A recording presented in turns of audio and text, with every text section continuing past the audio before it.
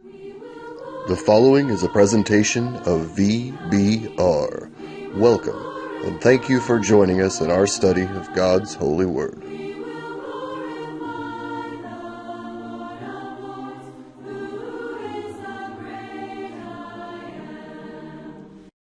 As we continue considering the book of Acts for the video Bible reading series, we're at number 71 in this series, which is in Acts chapter 23, and we'll be picking up in verse 23 momentarily. What we're picking up is the account of Paul the Apostle's arrest in Jerusalem, which was recorded there in Acts chapter 22 and 23. And in Acts 23:23, the commander of the Roman garrison at Jerusalem had just been informed by Paul's nephew of a conspiracy to murder Paul on the streets of Jerusalem. The chief priests had agreed together with some men who wanted to assassinate Paul. This group of men had approached some of the professionals in the priesthood, some of those full-time priests who made a living from it, and some of the Jewish elders, and had urged them to request a second meeting with Paul, a second trial of Paul before the Sanhedrin, with the idea that they would lie in wait on the route of the movement of the soldiers there, and they would assassinate Paul on the way to the hearing. And they had taken a vow that they would not eat until they had accomplished that. Of course, they did not accomplish that, and so no doubt they reneged on their vow.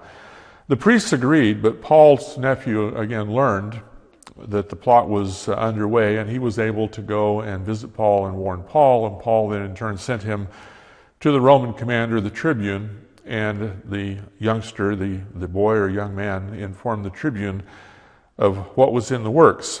And so, picking up now in Acts chapter 23 and reading verses 23 through 35 from the English Standard Version.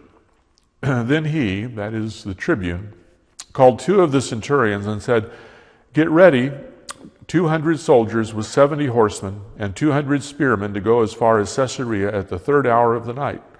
Also provide mounts for Paul to ride and bring him safely to Felix the governor." And he wrote a letter to this effect: "Claudius Lysias, to his excellency the governor Felix, greetings. This man was seized by the Jews and was about to be killed by them when I came upon them with soldiers and rescued him, having learned that he was a Roman citizen. And desiring to know the charge for which they were accusing him, I brought him down to their council. I found that he was being accused about questions of their law, but charged with nothing deserving death or imprisonment. And when it was disclosed to me that there would be a plot against the man, I sent him to you at once, ordering his accusers also to state before you what they have against him. So the soldiers, according to their instructions, took Paul and brought him by night to Antipatris. And on the next day they returned to the barracks, letting the horsemen go on with him. When they had come to Caesarea and delivered the letter to the governor, they presented Paul also before him. On reading the letter, he asked what province he was from, and when he learned that he was from Cilicia, he said, 'I will give you a hearing when your accusers arrive.' And he commanded him to be guarded in Herod's praetorium. So the tribune, the commander of the Roman force in Jerusalem, called two centurions and told them to prepare a strong force of 200 soldiers with horsemen, 70 horsemen, and 200 spearmen to escort Paul to Caesarea. Clearly, the tribune saw that the plot he'd been told of was very credible and very serious. He knew that Jerusalem was a boiling pot on the verge of overflowing, and he acted quickly and he acted thoroughly. He was no doubt concerned for Paul's life, because after all, he was a Roman citizen in his hands.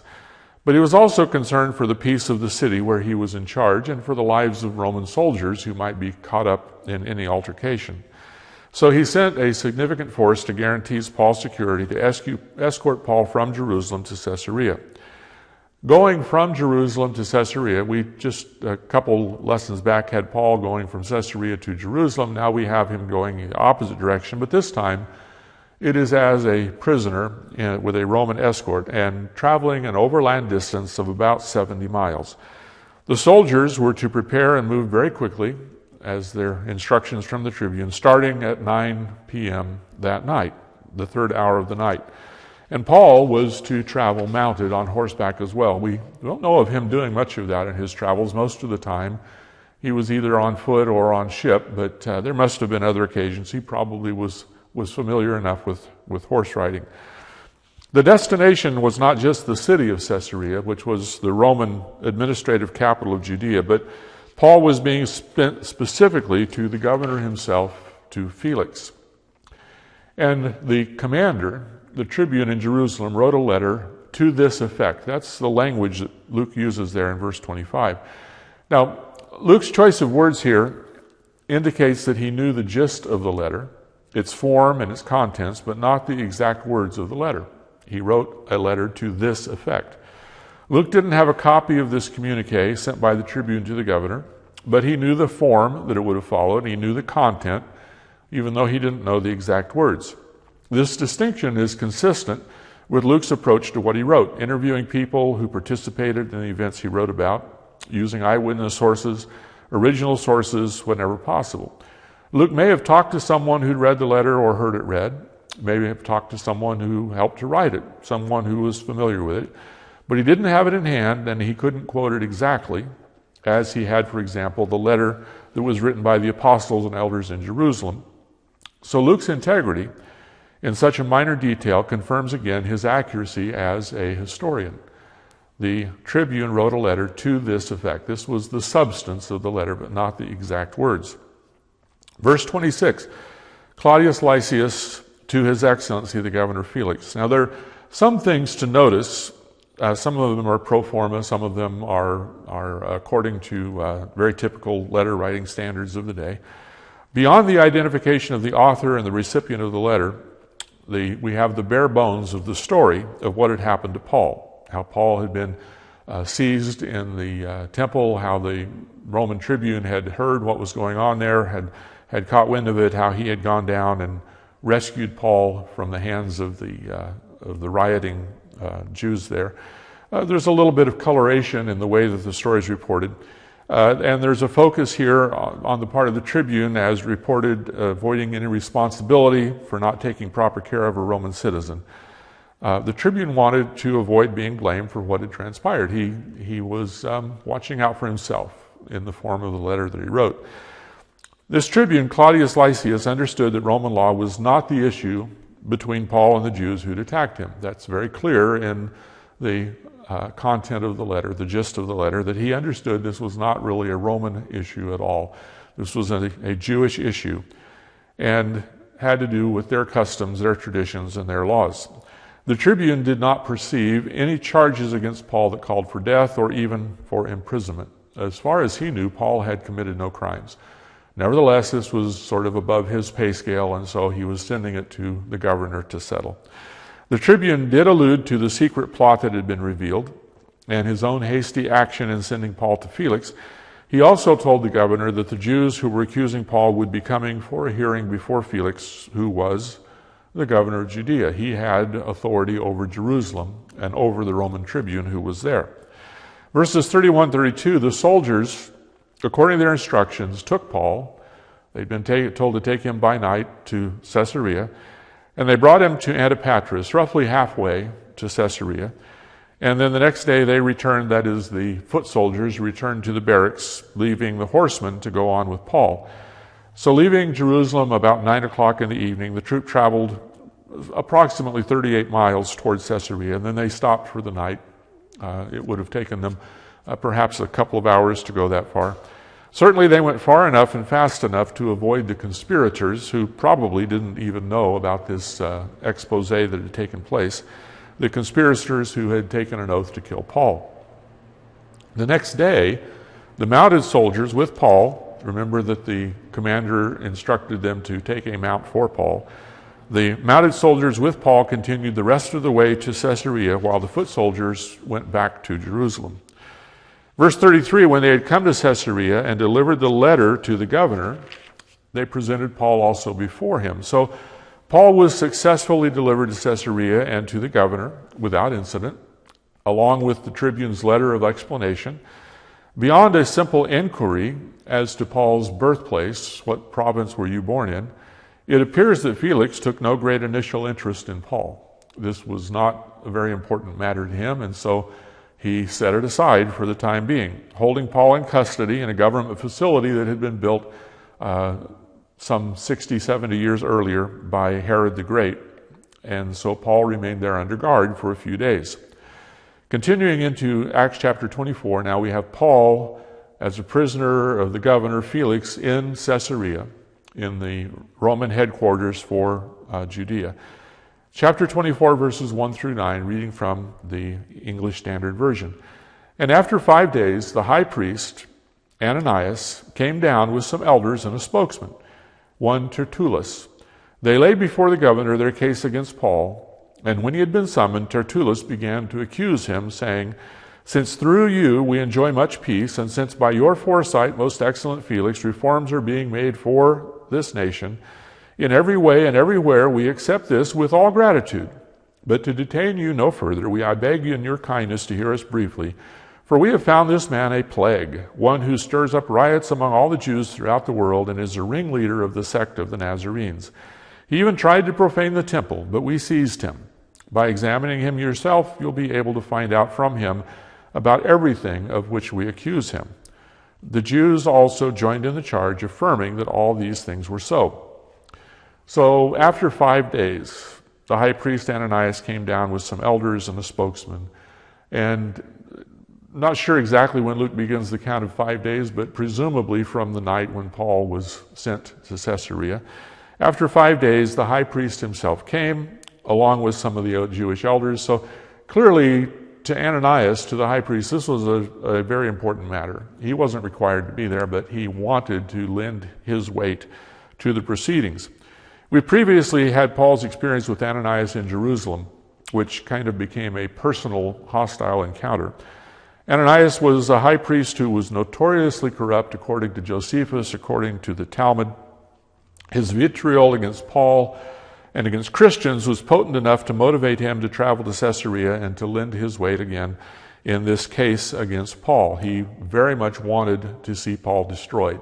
He had an animus against Paul and against the Christian church. There's no indication that Paul's original accusers came to testify. Those men of Asia, those Jews from Asia who had seen Paul in the temple and had begun the shout that he had brought Gentiles into the temple, there's no hint, no suggestion that they came to testify or that they ever participated in the actual hearings and trials at all. And as such, under Jewish law, there really was no case. Everything must be established by the testimony of 2 or 3 witnesses, and they had none. There were no witnesses whatsoever, and so Paul could not be accused of taking a Gentile into the temple, the original accusation that was raised against him on the spur of the moment on the temple grounds, because none of the people who had been present and claimed to have seen that were in fact present for the hearing. In fact, the vague accusations against Paul that were made by Tertullus had little to do with the original outcry at the temple. That was completely secondary, the last thing that they brought up in terms of the trial before Felix. Tertullus is described in the English Standard Version as a spokesman, and it's a term that means he was a trained professional orator. He had skill with oratory. He knew the ways of Roman courts. He was basically like a lawyer for the prosecution. He was serving as counsel for the high priest and for the elders to, as eloquently as possible, make their case before the Roman governor, except without witnesses. From the clash at the temple, they really had no case. So he's making a case that really couldn't be made, at least not by Jewish standards.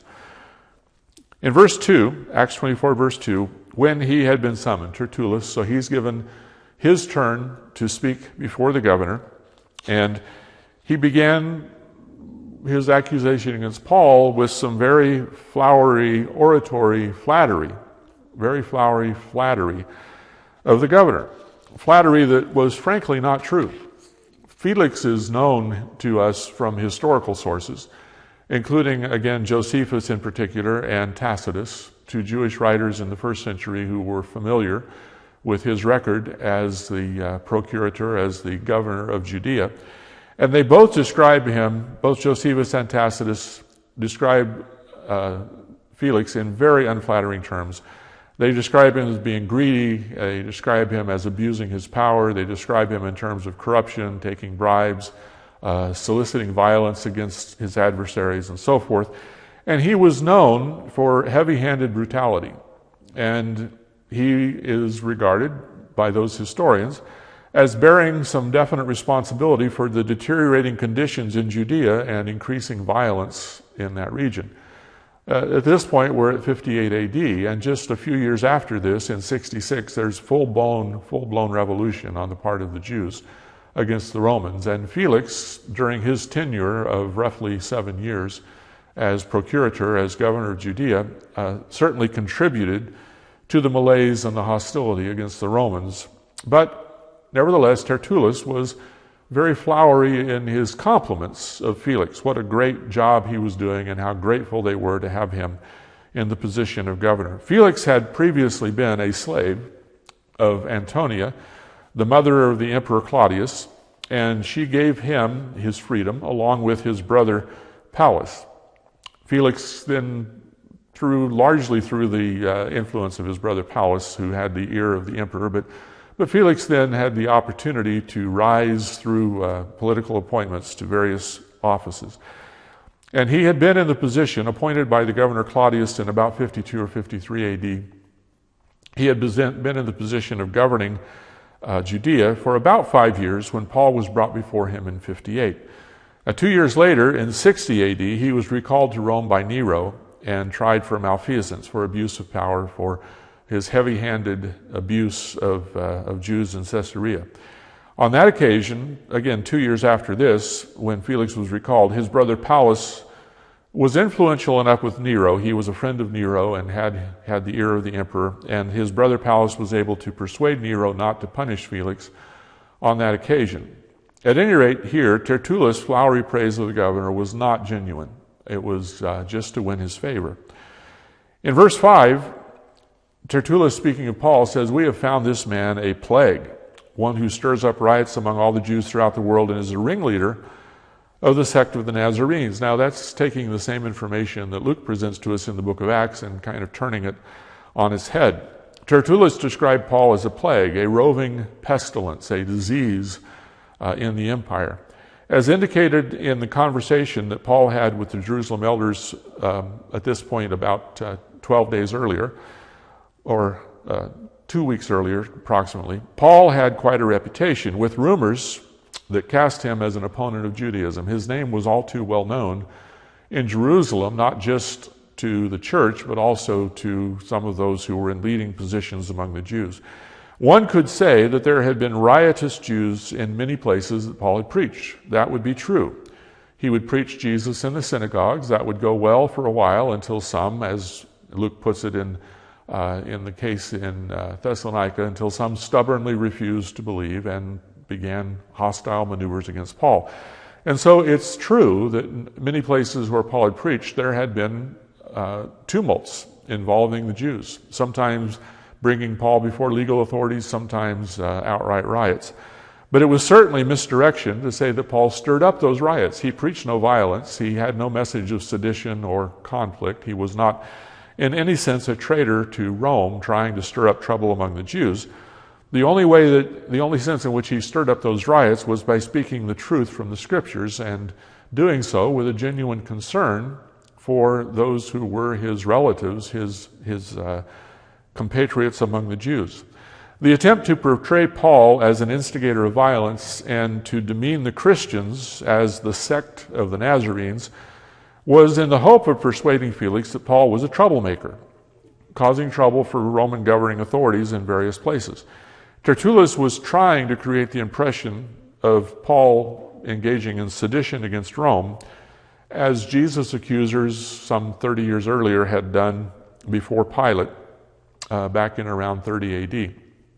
Describing Christians here as the sect of the Nazarenes was intended to be demeaning in its language, and intended to place some distance, some separation between the Christians, between the followers of the way, followers of Jesus, and mainstream Jews, suggesting they were unsanctioned and under Roman authority an illegal religious movement. However, nothing that Tertullus said amounted to anything more than rumor and hearsay, and the next charge made sense only if Paul was a Jew and subject to Jewish law, and that's there in verse 6, the very briefly stated charge that he tried to profane the temple. Well, of course, Paul did not try to profane the temple, and that charge was baseless on the face of it, but it only made sense if the previous charges had no weight whatsoever. If Paul was a Jew subject to Jewish law, then the charge of profaning the temple had some merit. But that wasn't a matter for the governor, for Felix, to determine in any case. The spokesman for the high priest couldn't even argue that Paul had actually desecrated the temple. He tried to profane the temple, the orator said. He had no evidence that Paul had even brought a Gentile into the temple precincts. Consequently, the primary accusation that started the whole fuss was reduced to, he tried to profane the temple, which amounted to nothing. We seized him, as Tertullus put it, certainly didn't apply to anyone who was present at that time, nor to any Jewish authority whatsoever. No one in the room had had a hand in seizing Paul. Initially, Paul had been in the hands of a confused and angry mob, and then subsequently, Paul had been in the hands of the Roman soldiers and under the authority of the Roman tribune. But the claim we seized him is a kind of a broad generalization that obfuscates the facts.